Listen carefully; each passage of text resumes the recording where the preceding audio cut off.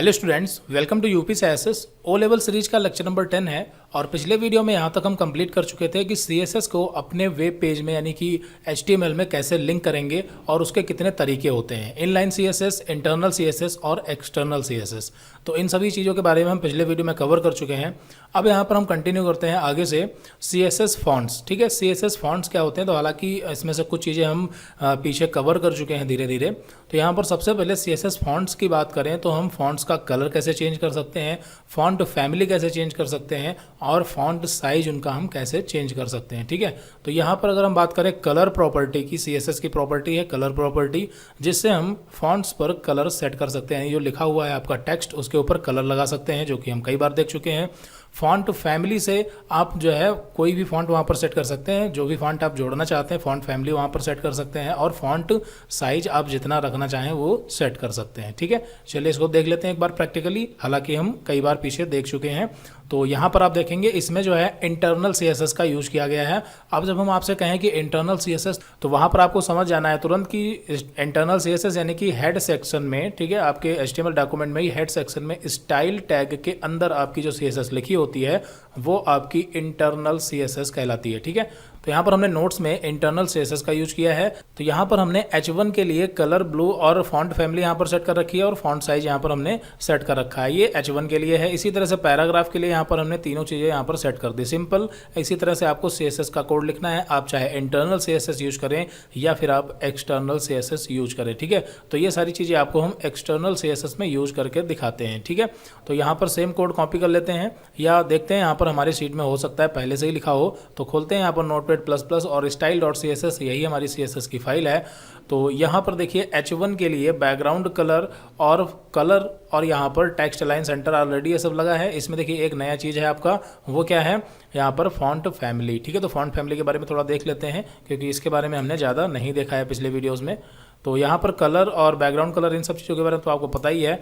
तो यहाँ पर H1 का जो फॉन्ट फैमिली है और पैराग्राफ का जो फॉन्ट फैमिली है, ठीक है, इसको चेंज करते हैं।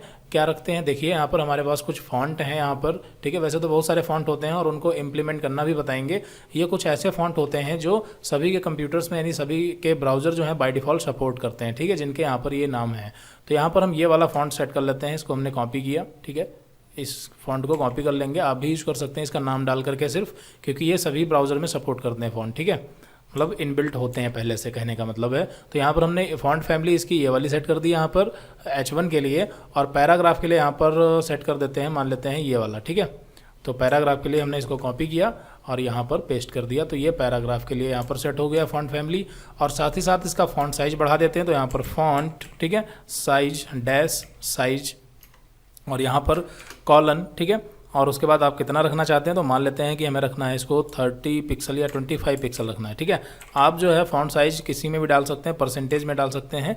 तो फिलहाल यहाँ पर इसको हमने सेव किया और चलते हैं इसको रन करते हैं यहाँ पर। ठीक है, तो यहाँ पर हमने केवल CSS में चेंजेस किए हैं, HTML में कोई चेंजेस नहीं किए, ये ऑटोमेटिक अप्लाई हो जाएंगे। कैसे, देखिए यहाँ पर हमने style.css में CSS की स्टाइलिंग कर रखी है और इस फाइल को यहाँ पर हमने लिंक कर रखा है। ठीक है, ये हमने पिछले वीडियो में देखा था। और ये सारा कंटेंट जो है इसमें ऑटोमेटिक वो सारी डिज़ाइनिंग जो है वो अप्लाई हो जाएगी, जो यहाँ पर हमने कर रखी है H1 के लिए, H2 के लिए और पैराग्राफ के लिए। ठीक है, वो सारा कुछ यहाँ पर ऑटोमेटिक अप्लाई हो जाएगा। चलते हैं इसको ओपन करते हैं। तो यहाँ पर इसको क्लोज कर देते हैं पहले। तो ओ लेवल ऑनलाइन और यहाँ पर index.html। तो यहाँ पर आप देखेंगे कि इसका जो फॉन्ट है यहाँ देखिए चेंज हो चुका है। अब ये पता कैसे चलेगा कि चेंज हो गया, तो यहाँ पर देखिए एक बार आपको हम और चेंज करके दिखाते हैं तो आपको क्लियर हो जाएगा। ठीक है, यहाँ पर हम चलते हैं और style.css में चलते हैं और इसको डिलीट कर देते हैं। ठीक है, इतना ये आपका डिलीट करते हैं और वापस से सेव करते हैं और फिर यहाँ पर रिफ्रेश करेंगे तो आप देखेंगे कि यहाँ पर ये फॉन्ट वापस से जो डिफ़ॉल्ट फॉन्ट होता है टाइम्स न्यू रोमन, ठीक है, डिफ़ॉल्ट फॉन्ट जो होता है वो टाइम्स न्यू रोमन होता है, जो कि लग चुका है। ठीक है, और अगर हम वापस से Ctrl+Z करके इसको सेव करेंगे तो यहाँ पर आप देखेंगे वापस से वो फॉन्ट अप्लाई हो जाएगा। ठीक है, और यहाँ पर आप देख सकते हैं पैराग्राफ के ऊपर भी यहाँ पर ये अप्लाई है। ठीक है, क्योंकि ये आपका पैराग्राफ है तो यहाँ पर पैराग्राफ पर भी वही फॉन्ट अप्लाई है और ये भी आपका पैराग्राफ है।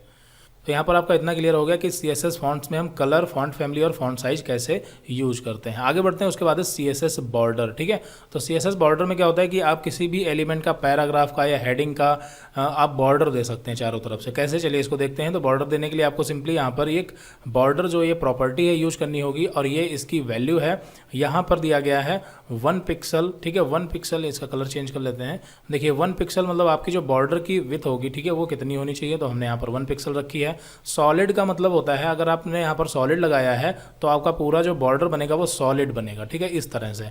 और अगर यहाँ पर एक दूसरी प्रॉपर्टी होती है डेसेड, और कई सारी प्रॉपर्टी होती है जिनको हम डिटेल में देखेंगे जब CSS पढ़ेंगे। देखिए एक चीज़ आप ये समझ लीजिए कि यहाँ पर हम CSS को सिर्फ उतना ही पढ़ रहे हैं जितना HTML के लिए ज़रूरी है। ठीक है, अभी उसके बाद में CSS को पूरा हम डिटेल में पढ़ेंगे, उसके दूसरे नोट्स होंगे, वहाँ पर हम अच्छी तरह से और सारी प्रॉपर्टी देखेंगे, क्योंकि मेन चीज़ CSS में प्रॉपर्टी ही होती है। तो जितनी ज़्यादा प्रॉपर्टी आती होंगी उतना ज़्यादा आपको CSS आता होगा। ठीक है, तो यहाँ पर बॉर्डर में ये सॉलिड है। अगर यहाँ पर एक दूसरी वैल्यू होती है डैसेड। ठीक है, अगर यहाँ पर आप डैसेड यूज करते हैं तो उसके लिए आपका जो बॉर्डर होगा वो कुछ इस तरह से बनेगा, डॉट डॉट में। समझ गए होंगे आई थिंक।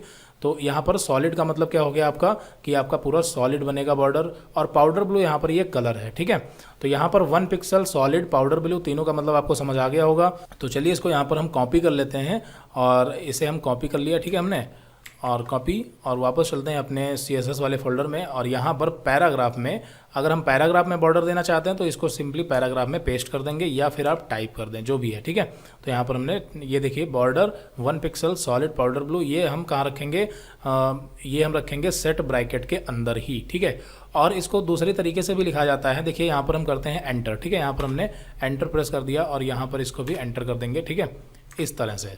तो एक्चुअली में CSS जो है वो इस तरह से लिखी जाती है। यहाँ पर हम एंटर करते हैं, और यहाँ पर हम जो है और एंटर करते हैं। ठीक है, और यहाँ पर भी इसको ब्रेक कर देते हैं जहाँ जहाँ पर सेमीकोलन लगे हैं, कुछ इस टाइप से। ठीक है, तो इस टाइप से जो है CSS पे काम किया जाता है, बिल्कुल एग्जैक्टली। और इसे हम फाइनली जो है सेव करते हैं। यहाँ पर कुछ खास नहीं है, फॉन्ट साइज 30 पिक्सल सेट कर दिया, किसके लिए, पैराग्राफ के लिए। कलर ब्लू सेट कर दिया, फॉन्ट फैमिली सेट कर दी, फॉन्ट साइज सेट कर दिया, और इसका हमने बॉर्डर भी दे दिया है। ठीक है, और इसे सेव करते हैं और चलते हैं। यहाँ पर रिफ्रेश करेंगे तो आप देखेंगे कि पैराग्राफ के जो चारों तरफ है, यहाँ पर आप बॉर्डर देख पा रहे होंगे। इसको बॉर्डर की जो मोटाई है वो हम यहाँ पर बढ़ाते हैं, इसकी जो विड्थ है वो बढ़ा देते हैं। ठीक है, तो यहाँ पर हम कर देते हैं इसको 5 पिक्सल, और सेव कर दिया। अब यहाँ पर हम रिफ्रेश करेंगे तो आप देखेंगे कि ये आपका बॉर्डर यहाँ पर दिखाई दे रहा है। एक काम करते हैं, इसका कलर जो है वो चेंज कर देते हैं। यहाँ पर पाउडर ब्लू की जगह पर यहाँ पर कर देते हैं ग्रीन। ठीक है, यहाँ पर हमने कलर जो इसका है ग्रीन कर दिया, और सेव, और वापस से रिफ्रेश करेंगे तो आप देखेंगे कि यहाँ पर देखिए ये आपका जो है बॉर्डर आ रहा है पैराग्राफ के चारों तरफ। ठीक है, इसी तरह से अगर आप हेडिंग पे लगाना चाहते हैं बॉर्डर, तो सेम यहाँ पर ये कोडिंग उठा करके आपको हेडिंग में रखनी होगी। ठीक है, आप अगर मान लेते हैं H2 में रखना है तो इसको H2 में पेस्ट कर दिया और सेव कर दिया, और यहाँ पर रिफ्रेश करेंगे तो हेडिंग 2 में भी बॉर्डर जो है वो आ जाएगा। ठीक है, तो ये चीज़ आपको समझ आ गई होगी कि हम बॉर्डर जो है वो कैसे लगाते हैं। अब बाकी बॉर्डर की और भी कई सारी प्रॉपर्टी होती हैं, उनको हम आने वाले वीडियोज़ में CSS में देखेंगे। अब यहाँ पर आगे बढ़ते हैं। ठीक है, तो यहाँ पर नोट्स ओपन करते हैं। तो CSS बॉर्डर हो गया। अब बात करते हैं CSS पैडिंग की। ठीक है, और नीचे यहाँ पर बढ़ेंगे तो CSS मार्जिन की। तो CSS मार्जिन क्या होती है और CSS पैडिंग क्या होती है, इसको पहले तो आपको हम समझा देते हैं, फिर उसके बाद सेट कैसे की जाती है उसको बताते हैं। ठीक है, तो देखिए यहाँ पर एक एग्जांपल लेते हैं हम, इसको मिनिमाइज करते हैं। जैसे यहाँ पर मान लेते हैं कि ये हमारा वेब पेज है। ठीक है, ये हमारा क्या है, एक वेब पेज है, और इस वेब पेज में हमने उसके कई सारे पार्ट कर दिए। जैसे मान लेते हैं एक यहाँ पर हमने एक डिव बनाई है, हालांकि डिव टैग के बारे में अभी नहीं पढ़ा है, आगे बता देंगे आपको। मान लेते हैं एक ब्लॉक बनाया, और इस ब्लॉक में यहाँ पर लिखा है UPCISS। ठीक है, और एक दूसरा ब्लॉक बना है। ठीक है, दूसरा ब्लॉक बना है, उसमें बिल्कुल यहाँ से लिखा है UPCISS। ठीक है, तो अब इसमें देखिए मार्जिन कहाँ है और पैडिंग कहाँ पर है। ठीक है, तो मार्जिन तो वैसे आपको पता होगा। देखिए इस बॉक्स से इस बॉक्स के बीच की दूरी, यहाँ पर हम इसका कलर चेंज कर लेते हैं। तो यहाँ से इस बॉक्स की जो दूरी है, और इधर वो टॉप में हो गई, ये लेफ्ट में हो गई, ये बॉटम में हो गई, और ये राइट में हो गई। तो ये होती है आपकी मार्जिन। ठीक है, ये क्या होती है, आपकी मार्जिन होती है। ये कौन सी मार्जिन हो गई, ये हो गई टॉप मार्जिन। ठीक है, और ये आपकी हो गई राइट मार्जिन, और ये जो नीचे है ये हो गई आपकी बॉटम मार्जिन, और ये जो लेफ्ट में है ये हो गई आपकी लेफ्ट मार्जिन। समझ गए होंगे, मार्जिन तो समझ में आ गया। अब पैडिंग क्या होती है, तो देखिए ये आपका जो कंटेंट यहाँ पर लिखा है UPCISS, तो इस UPCISS कंटेंट के और यहाँ पर इस बॉर्डर के बीच में ये जो गैप है, और यहाँ पर ये टॉप में हो गया, ये लेफ्ट में हो गया, और ये आपका बॉटम में हो गया, और ये आपका राइट में हो गया। तो ये होती है पैडिंग, ठीक है। ये हो गई आपकी टॉप पैडिंग, ये हो गई आपकी टॉप पैडिंग, यहाँ पर ये हो गई आपकी राइट पैडिंग, ठीक है। और ये यहाँ पर ये अंदर की, ठीक है, ये हो गई आपकी बॉटम पैडिंग, और ये हो गई आपकी लेफ्ट। समझ गए होंगे आई थिंक कि मार्जिन क्या होती है और पैडिंग क्या होती है। अब बात करते हैं इसकी कि हम यहाँ पर सेट कैसे करेंगे इसको, ठीक है। तो सबसे पहले यहाँ पर हम CSS पैडिंग की बात करते हैं। तो CSS पैडिंग सेट करने के लिए देखिए यहाँ पर हमने बॉर्डर 1 पिक्सल सॉलिड रखा था, ठीक है, मतलब, और उसकी हम पैडिंग भी 30 पिक्सल चाहते हैं या कितनी भी, ठीक है। तो देखिए यहाँ पर मान लीजिए कि ये जो माई सेकंड यूट्यूब चैनल लिखा है, इसमें जो बॉर्डर आ रहा है तो ये थोड़ी सी पैडिंग छोड़ दे, ठीक है, ऊपर और नीचे जगह जो है वो छोड़ दे। तो उसके लिए हम क्या करेंगे, यहाँ पर सेट कर देंगे पैडिंग, ठीक है। किस में सेट करेंगे, तो यहाँ पर बॉर्डर देखिए 5 पिक्सल सॉलिड लगा हुआ है, और इसी में यहाँ पर हम पैडिंग यूज कर लेंगे, ठीक है। पैडिंग कॉलन, और कितना पैडिंग, तो यहाँ पर मान लेते हैं 20 पिक्सल कर दिया, ठीक है, 20 पिक्सल, और यहाँ पर सेमी कॉलन, और इसे हमने सेव किया। तो यहाँ पर हमने पैडिंग सेट कर दी 20 पिक्सल, और इसे रिफ्रेश करेंगे तो यहाँ पर आप देखेंगे कि माई सेकंड यूट्यूब चैनल की जो पैडिंग है वो यहाँ पर देखिए बढ़ गई, ठीक है। ये बीच की जो पैडिंग है ये आपकी पैडिंग होती है, समझ गए होंगे आई थिंक, ठीक है। और यहाँ पर आप जितनी पैडिंग बढ़ाएंगे ये गैप उतना ही बढ़ता चला जाएगा। अब यहाँ पर 4 साइडें हैं, 4 साइडें मीन्स यहाँ पर आपका ये टॉप है, ये आपका लेफ्ट है, ये आपका बॉटम है, और ये आपका राइट है, ठीक है। आप चाहें तो इसको टेक्स्ट अलाइन सेंटर भी कर सकते हैं, जो कि आपको पता है कैसे करना है, ठीक है। तो यहाँ पर हम ये बात कर रहे थे कि ये आपका टॉप और ये राइट और ये बॉटम और ये आपका लेफ्ट है। तो अगर मान लेते हैं कि टॉप और बॉटम में पैडिंग हमको जो है वो थोड़ा सा ज़्यादा छोड़नी है, लेकिन लेफ्ट और राइट में जो पैडिंग है वो हमको कम रखनी है, ठीक है। तो ऐसे में क्या करेंगे, तो यहाँ पर देखिए एक रूल होता है, उसको आप समझ लें। तो यहाँ पर जो हमने पैडिंग 20 पिक्सल लिखा हुआ है, तो ये 20 पिक्सल का मतलब है कि ये आपके टॉप, बॉटम, राइट और लेफ्ट, ये चारों तरफ जो है वो अप्लाई किया जाएगा, ठीक है। ये आपका चारों तरफ अप्लाई होगा, ठीक है। और अगर आप टॉप बॉटम में कुछ और राइट लेफ्ट में कुछ और रखना चाहते हैं, या चारों साइड में कुछ अलग अलग टाइप की पैडिंग रखना चाहते हैं, तो उसके लिए क्या करेंगे, तो उसके लिए आपको समझना होगा कि यहाँ पर जब कोड काम करता है तो किस तरह से काम करता है, यानी कि जब वो बॉर्डर बनाता है तो वो किस तरह से बनाता है, ठीक है। तो देखिए जब बॉर्डर बनता है तो वो इस तरह से बनता है, यहाँ पर पहले ये टॉप वाली लाइन खींचती है, फिर राइट वाली, फिर बॉटम वाली, और फिर लेफ्ट वाली, ठीक है। जब ब्राउजर कोड को रन करता है तो कुछ इस तरह से बनता है, ठीक है। ऐसे नहीं बनता, ये सीक्वेंस गलत हो जाएगा, ठीक है। कैसे बनता है, यहाँ से स्टार्ट होता है और इस तरह से चलता है, ठीक है। तो सबसे पहले क्या आया टॉप, फिर क्या आया राइट, फिर क्या आया आपका बॉटम, और फिर क्या आया लेफ्ट, ठीक है। तो यहाँ पर ठीक उसी तरह से अगर यहाँ पर हमें अलग अलग पैडिंग रखनी हो तो उसके लिए यहाँ पर देखिए मान लेते हैं कि टॉप में हमको रखना है 20 पिक्सल ही रखना है, ठीक है। तो टॉप में 20 पिक्सल रखना है। फिर उसके बाद अब हमने क्या बताया, टॉप के बाद बॉटम नहीं आता, टॉप के बाद में क्या आता है राइट, ठीक है। तो आप राइट में कितना रखना चाहते हैं वो यहाँ पर हम दूसरे नंबर पर डालेंगे। राइट में मान लेते हैं कि हमें रखनी है 10 पिक्सल, ठीक है। राइट में हम कितना रखेंगे 10 पिक्सल रखेंगे। फिर राइट के बाद क्या आएगा आपका बॉटम आएगा, राइट के बाद में आपका क्या आएगा बॉटम आएगा। तो यहाँ पर अब हम बॉटम के लिए सेट करेंगे, तो बॉटम के लिए मान लेते हैं 50 पिक्सल रख दी, कितनी रख दी 50 पिक्सल। और फिर लास्ट में आपका आएगा लेफ्ट, ठीक है। तो लेफ्ट में आप कितना रखना चाहते हैं, मान लेते हैं 5 पिक्सल, सिर्फ 5 पिक्सल, ठीक है। तो यहाँ पर हमने चारों तरफ की मार्जिन जो है वो अलग अलग डिफरेंट सेट कर दी है, और इसे हमने सेव किया। और अब यहाँ पर हम रिफ्रेश करेंगे तो आप देखेंगे बिल्कुल सेम, यहाँ पर टॉप में आपकी जो थी वो इस तरह से थी, बॉटम में यहाँ पर आपकी ज़्यादा थी, लेफ्ट में आपकी बहुत ही कम 5 पिक्सल थी, और राइट में यहाँ पर पता नहीं चलेगा क्योंकि कंटेंट जो है वो कम लिखा है, ठीक है। तो अगर हम कंटेंट बढ़ाएंगे तो राइट में जितनी होगी उतने से यहाँ पर लाइन ब्रेक हो जाएगी और ऑटोमेटिक दूसरी लाइन में आ जाएगा, ठीक है। आप समझ गए होंगे आई थिंक। तो ये आपकी पैडिंग होती है। अब यहाँ पर मान लेते हैं कि हमें जो है ये आपका बॉक्स है और टॉप की और बॉटम की, ठीक है, टॉप और बॉटम की सेम रखनी है और लेफ्ट और राइट की भी सेम रखनी है, लेकिन चारों की सेम नहीं रखनी है, मतलब टॉप और बॉटम इन दोनों की बराबर और लेफ्ट और राइट इन दोनों की बराबर रखनी है। तो ऐसे में क्या करेंगे, तो ऐसे में एक तो तरीका ये है कि ये आपकी टॉप की हो गई, ये आपकी यहाँ पर बॉटम की हो गई। तो यहाँ पर आप क्या कर दें, यहाँ पर आप जो है टॉप बॉटम की 20-20 और ये आपकी राइट की है, तो यहाँ पर मान लेते हैं राइट में हम 30 पिक्सल कर देते हैं और यहाँ पर लेफ्ट में भी हम 30 पिक्सल कर देते हैं, ठीक है। तो ये भी तरीका सही है, यहाँ पर टॉप हो गया, बॉटम हो गया, लेफ्ट हो गया, राइट हो गया, समझ गए होंगे आई थिंक। ये इसके साथ जाएगा टॉप बॉटम, ये इसके साथ जाएगा लेफ्ट राइट, ठीक है। चलिए इसको सेव करके आपको दिखाते हैं, सेव, और यहाँ पर हमने रिफ्रेश किया तो आप देखेंगे कि जो टॉप और बॉटम की है वो बराबर है और लेफ्ट और राइट की भी यहाँ पर बराबर ही है, ठीक है। बस ये बीच में कंटेंट कम है, समझ गए होंगे आई थिंक। और इसका एक शॉर्टकट तरीका है। शॉर्टकट क्या है कि अगर हम टॉप बॉटम की सेम रखना चाहते हैं तो इसमें दो वैल्यू यहाँ पर हम नहीं डालेंगे, ठीक है, दो वैल्यू जो है वो नहीं डालेंगे। तो यहाँ पर अब कैसे काम होगा, तो देखिए अब ये कैसे काम करेगा, तो अब ये इस तरह से काम करेगा कि ये पहले देखेगा कि कितनी वैल्यू है। तो अगर दो वैल्यू हैं तो वो फर्स्ट वैल्यू को टॉप और बॉटम में सेट कर देगा और सेकेंड वैल्यू को ये सेट कर देगा लेफ्ट और राइट के लिए, ठीक है। सेकेंड वैल्यू को किसके लिए सेट करेगा, लेफ्ट और राइट के लिए, ठीक है। तो अगर सिंगल होगी तो वो चारों तरफ अप्लाई होगी, डबल होंगी तो एक जो फर्स्ट वैल्यू होगी वो टॉप और बॉटम में अप्लाई होगी और जो सेकंड वैल्यू होगी वो लेफ्ट और राइट में अप्लाई होगी। मान लेते हैं कि अगर थर्ड वैल्यू होती है तब क्या होगा, ठीक है। तो अगर थर्ड वैल्यू होती है तब देखिए यहाँ पर क्या होगा, तो फिर यहाँ पर ये आपका टॉप कहलाएगा और ये आपका हो जाएगा राइट में, ठीक है। ये कहाँ जाएगा, आपका राइट में जाएगा और ये कहाँ जाएगा, ये आपका जाएगा बॉटम में और जो राइट में होता है वही आपका लेफ्ट में चला जाएगा। अगर चौथी वैल्यू नहीं होगी तो जो राइट में है वही आपका कहाँ चला जाएगा, लेफ्ट में, ठीक है। समझ गए होंगे आई थिंक। तो यहाँ पर इसको प्रैक्टिकली देखते हैं। तो यहाँ पर हमने इसको किया सेव, ठीक है, और यहाँ पर चलते हैं रिफ्रेश करेंगे तो देखिए यहाँ पर बॉटम में इसकी मार्जिन कितनी कम आ रही है। बॉटम में कम क्यों आ रही है, क्योंकि यहाँ पर हमने बॉटम में जो है वो 5 पिक्सल सेट कर रखा है। यहाँ पर आप देख सकते हैं बॉटम कितनी है, 5 पिक्सल है और यही वैल्यू राइट और लेफ्ट के लिए अप्लाई हो जाती है। तो अभी आप समझ गए होंगे कि अगर हम एक वैल्यू रखते हैं तो सभी के लिए अप्लाई होती है, दो वैल्यू रखते हैं तो फर्स्ट वैल्यू टॉप बॉटम के लिए, सेकंड वैल्यू लेफ्ट राइट के लिए, और अगर तीन रखते हैं तो फर्स्ट वैल्यू टॉप के लिए, सेकंड वैल्यू जो होती है वो आपकी राइट के लिए और लेफ्ट के लिए, और जो थर्ड वैल्यू होती है वो आपकी जाएगी बॉटम के लिए। समझ गए होंगे आई थिंक, ठीक है। चलिए, तो पैडिंग तो अच्छे से समझ में आ गया और हम उसको किस तरह से सेट करते हैं ये भी आपको पता चल गया। सेम इसी तरह से मार्जिन होती है, जैसा कि हमने अभी थोड़ी देर पहले बताया था कि पैडिंग और मार्जिन में क्या डिफरेंस होता है, ठीक है।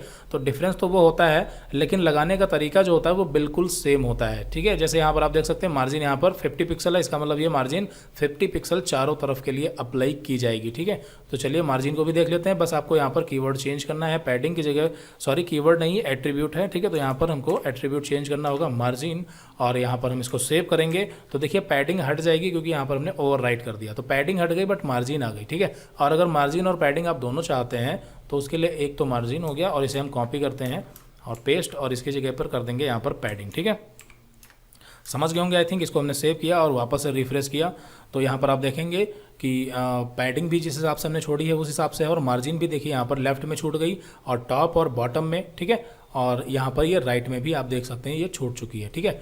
अब यहाँ पर हम मार्जिन जो है ये और ज़्यादा छोड़ते हैं तो मार्जिन मान लेते हैं हमने टॉप में कर दी 50 पिक्सल, ठीक है। और यहाँ पर राइट में हमने कर दी मान लेते हैं 60 पिक्सल, ठीक है। और यहाँ पर बॉटम में हमने कर दी 80 पिक्सल, ठीक है। और लास्ट में एक और वैल्यू सेट कर देते हैं और ये लास्ट वैल्यू आपके लिए कहाँ की होगी, लेफ्ट के लिए होगी, ठीक है। लेफ्ट के लिए होगी तो यहाँ पर हम रख देते हैं इसको 90 पिक्सल, ठीक है। और इसको हमने सेव किया और अब चलते हैं यहाँ पर रिफ्रेश करेंगे तो आप देखेंगे कि वो जो बॉक्स है कुछ उसी तरह से होगा। यहाँ पर बीच में ज़्यादा गैपिंग हो गई क्योंकि हमने बॉटम में ज़्यादा छोड़ रखी है और ये आपकी लेफ्ट और राइट की हो गई और ये आपकी टॉप की मार्जिन हो गई। तो मार्जिन और पैडिंग आपको अच्छे से समझ आ गया होगा कि क्या होती है और हम किस तरह से सेट करते हैं। और जो हमने वैल्यू का बताया था तो यहाँ पर वैल्यू वाला जो है फार्मूला वो सेम काम करेगा, जो पैडिंग पे है वही सेम फार्मूला मार्जिन पे काम करता है कि कौन सी वैल्यू किस पोजीशन के लिए होती है, ठीक है। ये टॉप के लिए हो गई, ये बॉटम के लिए हो गई, सॉरी यहाँ पर ये आपकी टॉप के लिए हो गई और ये आपकी राइट के लिए हो गई और ये आपकी हो गई बॉटम के लिए और ये आपकी हो गई लेफ्ट के लिए, ठीक है। और अगर यहाँ पर हम दो ही वैल्यू रखते हैं, ठीक है, यहाँ पर सिर्फ दो वैल्यू रखते हैं तो इस कंडीशन में क्या होगा, आपकी जो फर्स्ट वैल्यू होगी वो टॉप और बॉटम के लिए काम करेगी और जो सेकंड वैल्यू होगी वो लेफ्ट और राइट के लिए काम करेगी, ठीक है। इसको आप अपने आप से कैलकुलेशन कर लें क्या होता है, कैसे होता है और इसका अच्छे से रिवीजन करें क्योंकि मार्जिन और पैडिंग में कन्फ्यूजन नहीं होनी चाहिए। और फिर उसके बाद यहाँ पर हम आगे कंटिन्यू करते हैं। तो पैडिंग और मार्जिन क्लियर हो गया, उसके बाद यहाँ पर बात करते हैं आईडी एट्रीब्यूट की, ठीक है। तो आईडी क्या है, पहली चीज़ तो आईडी एट्रीब्यूट है और एट्रीब्यूट क्या होते हैं आपको अच्छे से पता है, ठीक है। एट्रीब्यूट जो कि एडिशनल इन्फॉर्मेशन डालने के लिए होते हैं, ठीक है। तो यहाँ पर जैसे ये आईडी है तो इसको हम कहाँ पर यूज कर रहे हैं, पी टैग में, यानी पैराग्राफ टैग में हम आईडी यहाँ पर लिखें। तो ये आईडी क्या है, एक एट्रीब्यूट है और इसका काम क्या होता है वो आपको हम बताते हैं। तो यहाँ पर देखिए आईडी जो होती है एक प्रकार से उसकी एक पहचान होती है। जैसे यहाँ पर हम चलते हैं अपने HTML कोड में, ठीक है। और HTML कोड में यहाँ पर हम चलते हैं मान लेते हैं H2 में, ठीक है। H2 में यहाँ पर हमने क्या किया, इसकी एक आईडी बना दी। कैसे बनाएंगे, ID is equal to double quote के अंदर इसकी हम कोई भी आईडी बना सकते हैं किसी भी नाम से, ठीक है। जैसे मान लेते हैं यहाँ पर इसका हमने नाम रख दिया RT, ठीक है, यहाँ पर हमने RT नाम रख दिया सिंपल। ठीक है, तो RT नाम से यहाँ पर हमने एक ID बना दी। तो यहाँ पर ये जो हेडिंग 2 है आपकी, इसकी एक पहचान हो गई RT नाम से। ठीक है, इसमें आपको ध्यान ये रखना है, देखिए कि ID जो होती है वो यूनिक होनी चाहिए। यूनिक होनी चाहिए मतलब अगर आपने मान लेते हैं इसकी मतलब इस ID का नाम RT रख दिया है, तो किसी दूसरी हेडिंग या दूसरे पैराग्राफ में या कहीं पर भी आप उस नाम से ID ना बनाएं। ठीक है, ये ID उसकी पहचान होती है। अगर यहाँ पर आप मान लेते हैं इसकी भी ID आपने जो है RT रख दी, तो यहाँ पर क्या होगा, ये जो है ओवरराइट हो जाएगा। ठीक है, एक ही काम करेगी आपकी। तो ये चीज़ ध्यान रखनी है आपको। फिलहाल ID क्या होती है आपको पता चल गया। ID जो है वो एक पहचान होती है, लेकिन हम इससे करेंगे क्या। ठीक है, प्रैक्टिकली इसका क्या यूज है, तो देखिए प्रैक्टिकली यूज ये है कि यहाँ पर हमने देखिए इसकी ID बना दी RT नाम से। अब इस ID के जरिए बहुत सारे काम होते हैं, सिर्फ एक ही नहीं है। फिलहाल तो अभी आपको यहाँ पर हम एक काम बताते हैं, यानी CSS को इस कैसे अप्लाई करेंगे। ठीक है, मान लेते हैं कि RT नाम के ID पर कुछ स्पेशल CSS हम यूज करना चाहते हैं। तो हम एक काम करते हैं कि यहाँ पर जो H2 के लिए, यहाँ पर ये देखिए H2 के लिए सेटिंग की गई है। तो अब हम यहाँ पर ये H2 के लिए सेटिंग नहीं करते। ठीक है, इसको हटा देते हैं। देखिए हटा दिया और इसको हमने सेव कर दिया।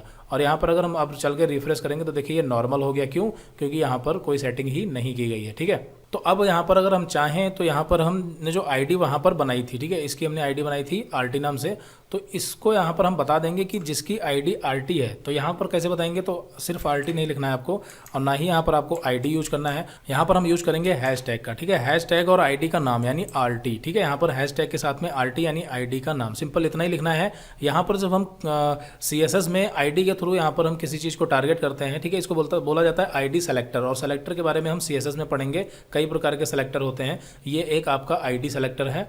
और यहाँ पर हमने ID यानी हैशटैग के साथ में RT में यहाँ पर जो है ये सारी चीज़ें हमने यहाँ पर कोडिंग कर दी। ठीक है, CSS की जो कोडिंग है ये हमने कंप्लीट कर दी और इसको हमने कर दिया सेव। और वही ID यहाँ पर हमने देखिए लगा दी है RT नाम की। अब इसको सेव करके यहाँ पर रिफ्रेश करते हैं तो देखेंगे कि यहाँ पर सारी चीज़ें फिर से वापस से अप्लाई हो गई। कैसे अप्लाई हो गई?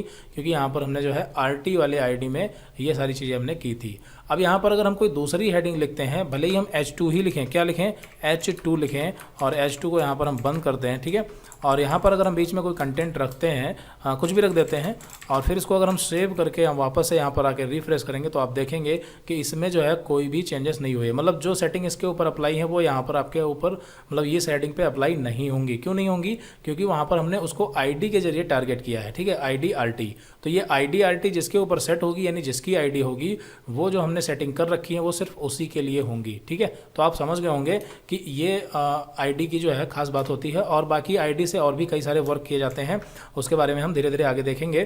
तो चलिए यहाँ पर नोट्स में देख लेते हैं। ID को यूज करना आपको आ गया। देखिए यहाँ पर पैराग्राफ की P01 ID सेट कर दी गई और उसी ID पर यहाँ पर हैशटैग के साथ में कलर ब्लू या जो आप सेटिंग करना चाहें कर सकते हैं। ठीक है, और ये एक प्रकार का ID सेलेक्टर होता है जैसा कि हमने बताया। और ये क्या होना चाहिए? यूनिक होना चाहिए। ठीक है, सारी चीज़ें हमने कंप्लीट कर दी हैं। उसके बाद अगला यहाँ पर एट्रीब्यूट है क्लास एट्रीब्यूट। और जो क्लास एट्रीब्यूट है ये भी एक प्रकार का सेलेक्टर होता है। ये भी क्या होता है? ये भी आपका सेलेक्टर ही होता है। ठीक है, और इससे भी हम किसी एलिमेंट को टारगेट करते हैं। कैसे? चलिए इसको भी देखते हैं। क्लास, तो यहाँ पर हमें क्या करना होता है? Class attribute. तो यहाँ पर चलते हैं और मान लेते हैं P को यहाँ पर हमने एक क्लास बना दी। ठीक है, तो यहाँ पर हमें क्लास एट्रीब्यूट का यूज करना होगा। Class is equal to double quote के अंदर यहाँ पर मान लेते हैं क्लास हमने यहाँ पर रख दी UP2 नाम से रख दी। यहाँ पर हमने किस नाम से रख दी? क्लास इसकी बना दी UP2। ठीक है, UP2 नाम की क्लास बना दी, हो गया। ठीक है, अब यहाँ पर हम style.css में इसको टारगेट कर सकते हैं। UP2 नाम के लिए हम कोई भी यहाँ पर कोडिंग लिख सकते हैं स्पेशली। लेकिन यहाँ पर एक चीज़ ध्यान रखनी है कि जब हम ID के लिए यहाँ पर हम कोडिंग करते हैं, ठीक है, तो हैशटैग लगा करके काम करते हैं। और जब हम किसी क्लास मतलब कोई क्लास बनाते हैं तो डॉट का साइन लगा करके क्लास बनाते हैं। ठीक है, डॉट का साइन यहाँ पर ये आपका डॉट पॉइंट। ठीक है, और उसके बाद में क्लास का नाम। ठीक है, तो क्लास का नाम क्या था? UP2। ठीक है, UP2। और फिर उसके बाद यहाँ पर सेट ब्रैकेट ओपन और सेट ब्रैकेट आपका क्लोज हो जाएगा। ठीक है, सेट ब्रैकेट ओपन और क्लोज, और बीच में आकर के यहाँ पर देखिए एंटर कर देंगे तो ये ऑटोमेटिक यहाँ पर इंडेंट दे देगा और ये नीचे चला जाएगा। समझ गए? यहाँ पर देखिए आपको फिर से दिखा देते हैं एक बार। यहाँ पर हमने डॉट UP2, ठीक है, यहाँ पर हमने डॉट लगा करके UP2 क्लास का नाम दिया, सेट ब्रैकेट ओपन और क्लोज, और बीच में यहाँ पर कर्सर ले जाके एरो से एंटर बटन प्रेस किया तो ये ऑटोमेटिक इंडेंट दे देगा। अब यहाँ पर UP2 के लिए हम जो भी सेटिंग करना चाहते हैं वो यहाँ पर हम प्रॉपर्टी और CSS की प्रॉपर्टी और उसकी वैल्यू यूज करेंगे। तो हम इसको कॉपी कर लेते हैं ताकि टाइम जो है वो वेस्ट ना हो। और यहाँ पर हमने इसको पेस्ट कर दिया और यहाँ पर जो है बॉर्डर यहाँ पर 5 पिक्सल सॉलिड ग्रीन है, तो इसका जो कलर है वो हम चेंज कर देते हैं। यहाँ पर इसका कलर हम कर देते हैं ब्लू। ठीक है, और बाकी इसमें कुछ चीज़ें और कर लेते हैं। जैसे यहाँ पर नीचे स्क्रॉल करते हैं और यहाँ पर हम मार्जिन और पैडिंग का भी यूज कर लेते हैं। तो यहाँ पर हमने मार्जिन और पैडिंग को जो है कॉपी कर लिया यहाँ से, ठीक है। और यहाँ पर आकर के इसको हमने पेस्ट कर दिया और साथ ही साथ यहाँ पर हमने एंटर भी कर दिया, ठीक है। तो यहाँ पर आप देखेंगे UP2 नाम की जो क्लास है वो कंप्लीट बन चुकी है। सेट ब्रैकेट के अंदर font size 30 pixel, colour blue, ठीक है, और ये सारी चीज़ें, और इसको हमने सेव किया। और यही UP2 नाम की क्लास जो है वो इस पैराग्राफ पर यहाँ पर लगाई गई है और फिर से इसको हमने सेव किया और यहाँ पर हम रिफ्रेश करेंगे तो आप देखेंगे कि वो वहाँ पर जो क्लास हमने लगाई थी ये क्लास का इफेक्ट है, ठीक है। तो अब यहाँ पर एक चीज़ तो ये समझ आई कि ठीक है आईडी और क्लास दोनों चीज़ें हो गई, लेकिन फिर डिफरेंस क्या हुआ आईडी और क्लास में। तो देखिए डिफरेंस ये है कि आईडी आप सिर्फ एक नाम से एक ही एलिमेंट की दे सकते हैं, यानी अगर आपने इस H2 की आईडी RT दे दी तो आप दूसरे की यूज़ नहीं कर सकते, मतलब दूसरे एलिमेंट पर आप RT का यूज़ नहीं कर सकते। लेकिन क्लास का आप यूज कर सकते हैं। कैसे? मान लेते हैं कि ये यहाँ पर जो अवर ब्रांचेस लिखा हुआ है इस पर भी हमें वही सारी सेटिंग अप्लाई करनी है जो यहाँ पर लिखी हुई है। ध्यान से समझना इस बात को, ठीक है। तो हम क्या करेंगे, हमें बार बार नहीं लिखना है, हम क्या करेंगे सिर्फ इसी क्लास को कॉपी करेंगे, ठीक है।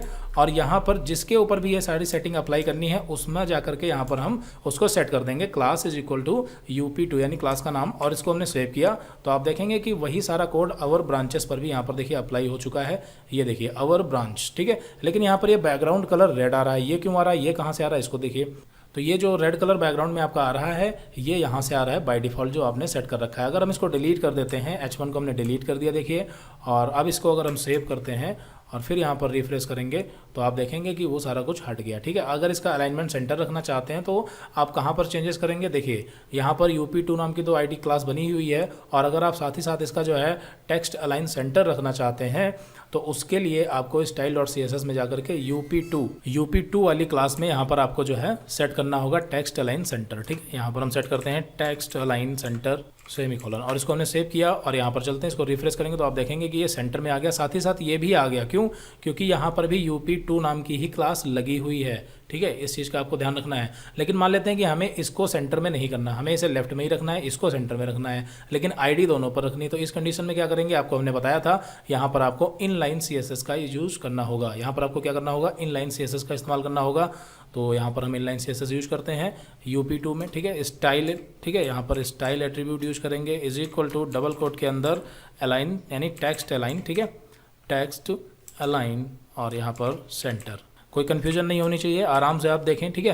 तो यहाँ पर हमने स्टाइल इसकी लगा दी टेक्स्ट अलाइन सेंटर। तो ये जो website for computer notes upsasyoutube.com है, तो ये आपका जो अलाइनमेंट है, सॉरी यहाँ पर सेंटर नहीं करना है, हमें लेफ्ट सेट करना है। क्या सेट करना है, लेफ्ट, ठीक है। तो यहाँ पर हमने लेफ्ट कर दिया और इसको सेव किया और अब रिफ्रेश करेंगे तो देखिए ये आपका लेफ्ट में हो गया, जबकि ये आपका सेंटर में ही है, ठीक है। जबकि दोनों पर ही क्लास जो है आपकी वो UP2 वाली अप्लाई है, ठीक है। तो क्लास जो है सबसे ज़्यादा क्लास का ही यूज किया जाता है डिज़ाइनिंग में, और बाकी आईडी का भी यूज़ किया जाता है, लेकिन आईडी का यूज़ किसी दूसरे पर्पज़ के लिए किया जाता है जो हम आगे देखेंगे। सबसे ज़्यादा क्लास का यूज़ किया जाता है, ठीक है। हम क्या करते हैं कि एक बार क्लास बना लेते हैं, जैसे हमने UP2 की बना ली, कोई दूसरी क्लास बना ली, ठीक है, अलग अलग नाम से, और नाम जो है वो इस तरह से नहीं रखते RT UP2 इस तरह से नाम नहीं रखते, नाम हम कुछ फ्रेंडली रखते हैं। फ्रेंडली का मतलब कि हम उसको जो क्लास का नाम है उसको पढ़ें तो समझ में आ जाए कि ये क्लास के अंदर क्या हो सकता है, ठीक है।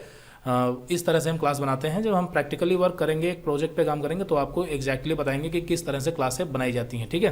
तो फिलहाल यहाँ पर क्लास और आईडी दोनों अच्छे से समझ आ गए होंगे। अगर कोई कन्फ्यूजन है तो आप कमेंट कर सकते हैं। आगे बढ़ते हैं यहाँ पर, और उसके बाद यहाँ पर है एक्सटर्नल रेफरेंस, ठीक है। तो एक्सटर्नल रेफरेंस जब हम बात करते हैं रेफरेंस की, तो हम सीधे बात कर रहे होते हैं किसी एड्रेस या पाथ की, ठीक है। एड्रेस या पाथ की, पाथ क्या होता है, एड्रेस ही होता है, ठीक है। एड्रेस को पाथ या पाथ को एड्रेस एक ही बात है, और रेफरेंस का मतलब भी वही होता है, ठीक है। तो यहाँ पर एक्सटर्नल पाथ का मतलब ये बताया जा रहा है कि आप किसी भी वेब पेज को कैसे लिंक कर सकते हैं, ठीक है। तो यहाँ पर देखिए लिंक किया गया है रिलेटेड टू स्टाइल शीट, और यहाँ पर HREF में हाइपर रेफरेंस दिया गया है जो कि डायरेक्टली जो है वेबसाइट से style.css को यहाँ पर जोड़ा गया है। और दूसरा तरीका है कि HTML नाम के फोल्डर के अंदर style.css की फाइल थी, और तीसरा तरीका यहाँ पर style.css डायरेक्टली है, ठीक है। तो यहाँ पर ये तीसरा वाला तरीका जो है हम यूज कर रहे हैं, और ये वाला तरीका भी हमने आपको बताया है, ठीक है। ये अभी करंट टाइम में हम यहाँ पर ये वाला यूज कर रहे हैं, क्योंकि हमारा जो है वो कहाँ पर है, CSS वाले फोल्डर के अंदर style.css नाम की फाइल है, ठीक है। अगर आपको हम कोड यहाँ पर दिखाएं तो आप देख सकते हैं, देखिए यहाँ पर index.html में href css वाले फोल्डर में style.css नाम से फाइल है।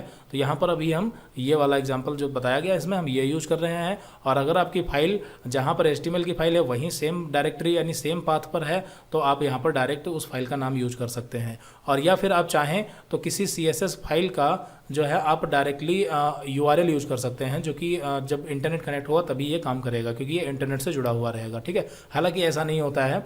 ज़्यादातर जो है वो हम इस तरह से यूज करते हैं, आपका CSS का फोल्डर और फिर उसके बाद उसके अंदर जो भी है फाइल, ठीक है, main.css style.css जो भी है। तो आप समझ गए होंगे यहाँ पर एक्सटर्नल पाथ जो है यानी एक्सटर्नल रेफरेंस जो है ये क्या बताने की कोशिश कर रहा है। उसके बाद अगला टॉपिक है HTML लिंक्स। और HTML लिंक्स में यहाँ पर वैसे तो लिंक्स हम पढ़ चुके हैं A टैग के बारे में, लेकिन उसमें कई सारी चीज़ें थी कि जो है हम जब हॉवर करते हैं तो कलर चेंज होना चाहिए और जब हम क्लिक करते हैं तो कलर चेंज होना चाहिए। बाय डिफ़ॉल्ट जो कलर ब्लू आता है उसको कैसे सेट करें, तो ये सारी चीज़ें हैं। तो इन सभी चीज़ों को यानी कि हम HTML लिंक्स का जो चैप्टर है ये हम अगली वीडियो में पढ़ेंगे। तो इस वीडियो में फिलहाल इतना ही रखते हैं, मिलते हैं अगली वीडियो में। Okay, so thanks for watching this video.